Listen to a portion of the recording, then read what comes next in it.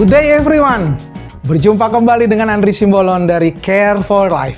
Yes, we can. Kesempatan kali ini kita mau belajar sesuatu yang sederhana. Kali ini kita mau belajar mengenai know yourself better.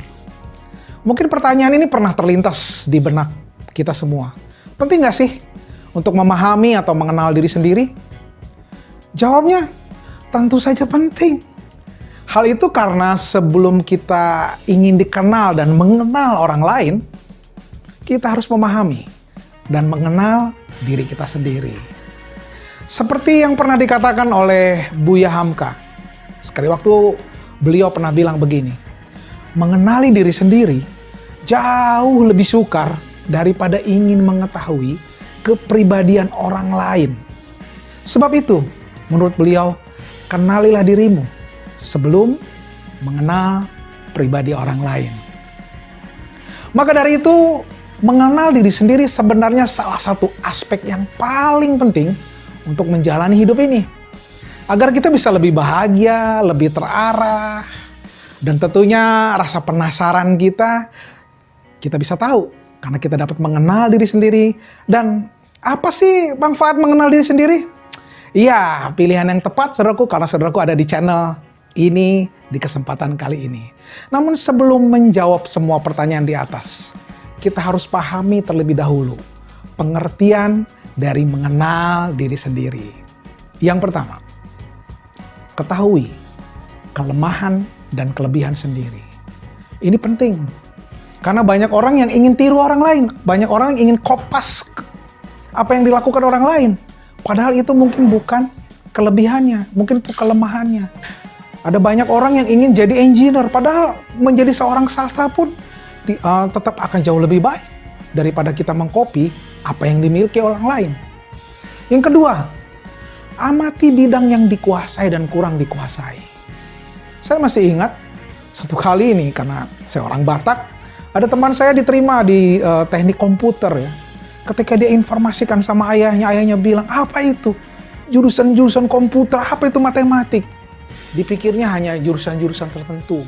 Jurusan-jurusan yang di masa lalu seperti teknik sipil, arsitek itu kan, jadi dokter itu adalah bidang-bidang sangat luar biasa. Padahal hari ini, apapun yang bisa kita kuasai, sekalipun kita mungkin bisa jadi juru masak. Wah, hari ini banyak yang jadi selebritis karena mereka menguasai masakan.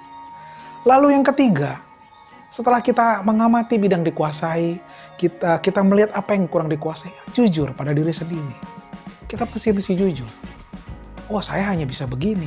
Tapi mari kita maksimalkan apa yang kita punya. Dengarkan suara hatimu. Ini penting.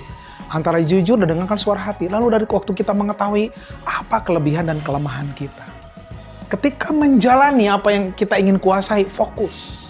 Jangan pegang banyak-banyak, saudaraku. Hari ini kita banyak terdistract karena adanya gadget, adanya medsos, sambil kerja, dengar musik. Oh, nggak bisa, saudaraku. Engkau harus fokus memusatkan perhatian pada satu hal. Ketika engkau sedang mencoba untuk semakin ahli di bidang yang kau kuasai. Ini penting banget karena banyak orang merasa ketika dia lahir, dia nggak berguna. Apalagi ada banyak kejadian mungkin.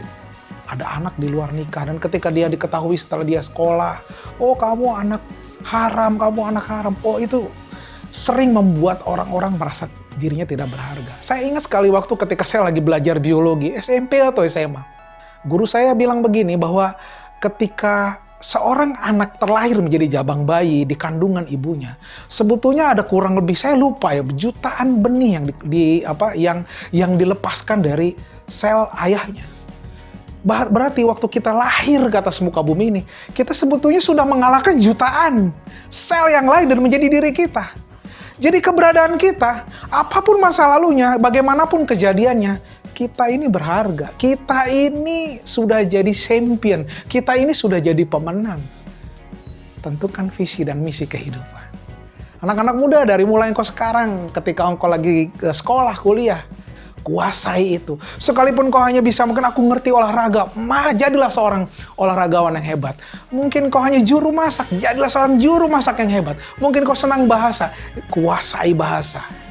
Jadilah seorang ahli bahasa. Dan yang tidak kalah penting, start melangkah. Kau bisa baca di ke channel yang lain tentang judul bagaimana memulai sebuah goal dan melaksanakannya. Selalu mulai dari small way, start melangkah yang kecil. Andri Simbolon dari Care for Life. Yes, we can.